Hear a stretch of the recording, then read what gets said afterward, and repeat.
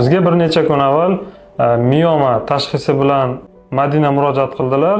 Tibbiy tekshiruvlardan so'ng biz ularga embolizatsiya, ya'ni mioma tomirini yopish amaliyotini tavsiya qildik. Bu haqda o'zlari fikrlari bilan o'rtoqlashadilar.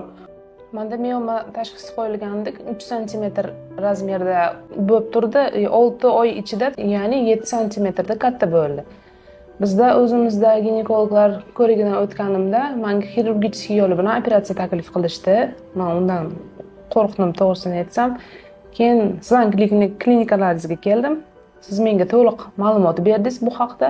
O'sha operatsiyaga rozi bo'ldik, embolizatsiya qilishdi. Bugun javob berishyapti. Operatsiya hech qanaqa og'riqsiz, narkozsiz bo'ldi.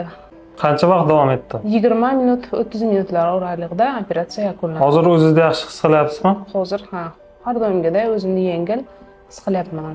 Xo'p, Madina, miomasi bor bemorlarga qanaqa tavsiya berasiz o'zingizning holatingizdan kelib chiqib? Taklifim hech qanaqa qo'rquvsiz bemalol murojaat qilingizlar, chunki xirurgический yo'lga nisbatan bu ancha yengilroq, xavfsizroq. Juda ko'p ayollarda uchrab turadi bunaqa mioma bo'yicha bemorlar. O'zim ham rosa ko'p otziv qidirganman va birinchi otzivimni o'zim berdim. Rahmat, salomat bo'ling.